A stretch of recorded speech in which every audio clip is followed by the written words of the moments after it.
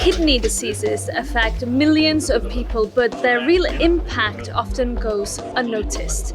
A new study that looks at the emotional, the human, and the socio-economic costs of these diseases aims to change that.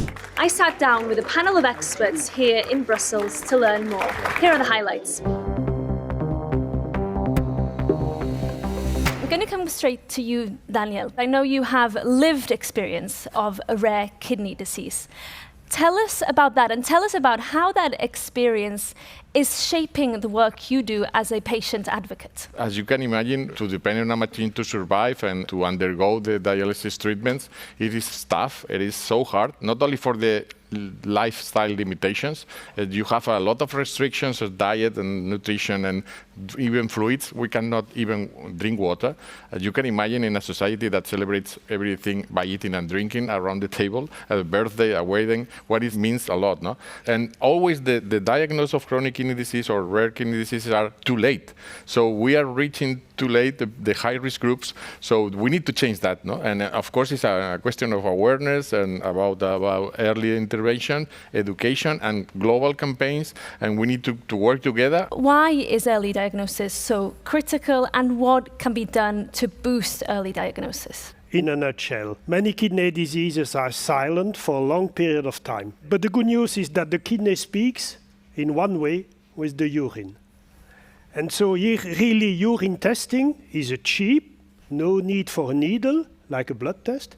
So it's really inexpensive, it's easy to perform, and we can have a clue that there is something wrong. What we see is that it's critical and it's urgent to have this early diagnosis, because especially today we have targeted therapies that will potentially delay this progression to kidney failure and to dialysis and transplant. So we have data and we see that it's really very systematic that patients get delays in the diagnosis. This is something that we need to address now, and we have the data and we have the tools to have really an early intervention with targeted therapies that can prevent this progression. From a policy point of view, what can be done? What are your ideas in terms of tackling some of the challenges we've just heard about? It's clear that early screening is there. My dream is to have a panel of tests that would include many diseases, many things that the citizen could go through. It's not clear how we do that, but the ones that don't cost so much for high-risk patients like diabetes, the chances are they don't get a kidney test, from my understanding. That could be included. So there's things that we can do in terms of policy proposals from the EU to support this effort. And of course, research in the end, that's a big question. Hopefully there'll be a solution for these rare diseases. And just a final point from a political point of view is, how do you convince, this is our job, the health minister to put money in a rare disease? Because it's rare, it doesn't get votes, let's be cynical. But besides that it'll cost more in the future, that argument doesn't work too well for the health minister, they have to spend now. There's breakthroughs from research on from rare diseases that end up with the general population, and that's a very important point. Like the statin pills came from high cholesterol patients that rare diseases. So you can make a political argument for focusing on rare diseases, even though it might be 6 people. And that's why you need the political side to convince finance minister, health minister, EU council, put money here. Lydia, what else can be done from a medical or clinical practice point of view? Do we need new guidelines, for example? Across all the therapeutic areas, there are clinical guidelines that are updated regularly.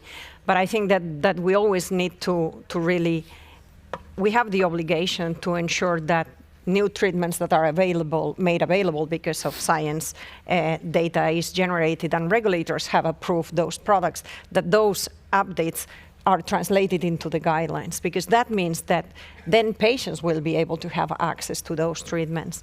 So I think we need to learn how to do that in a faster way, so that then the science is translated in an approval and then into access to patients in a shorter period of time. How is the situation in terms of investments and the right attention on this issue? I think if we look at how rare kidney diseases have increased the clinical research over the last decade, it has increased more than 123%.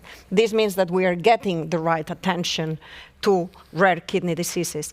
We are able to diagnose better with genetic testing, so we are able to diagnose better, identify what is the mechanism that drives the disease, and what is more important, to develop target therapies for those conditions.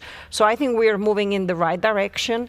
Obviously, there is still a lot of room for improvement, but I think it's good to see how things are getting to a stage of approval.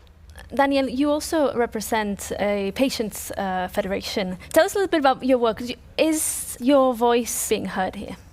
Yeah, of course. I think as a kidney people having a condition, I think the most important thing is three things. No, in the debate with the policymakers and here in Brussels, I think one is voice.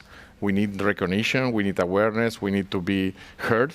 No? The second is choice. We need access to the treatments, the early diagnose, all the innovation, research to better diagnose and delay as much as possible.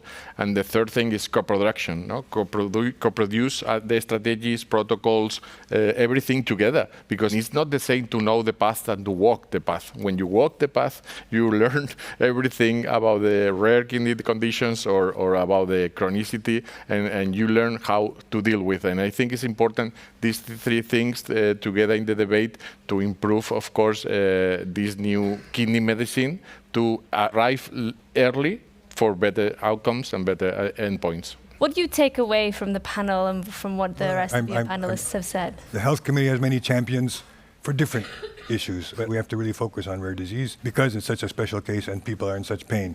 And I think the EU is making the shift, at least the community in Brussels. And one small thing that we're doing with rare diseases is to make cross-border clinical trials easier, because rare disease means that we need to find a larger pool of people and to include women, the gender gap. So we're trying to focus on many rare diseases. It depends on the researcher's interest to find the funding. And as you maybe heard before in the previous discussion with the Critical Medicines Act, that there's great access to new therapies across Europe, from Cyprus to Malta to Spain, that everybody has equal access. Okay, I'll come to you now, Professor Shahdoul. Maybe your closing remarks. Yeah, well, my closing remarks, not surprisingly, will be about urine testing. We have made substantial progress. I mean, to turn back to what you said, I mean, the last 7 or 8 years, I've seen more new drugs in the field of nephrology than in the prior 30 years. I'm now a kidney doctor for 38 years. So we are progressing.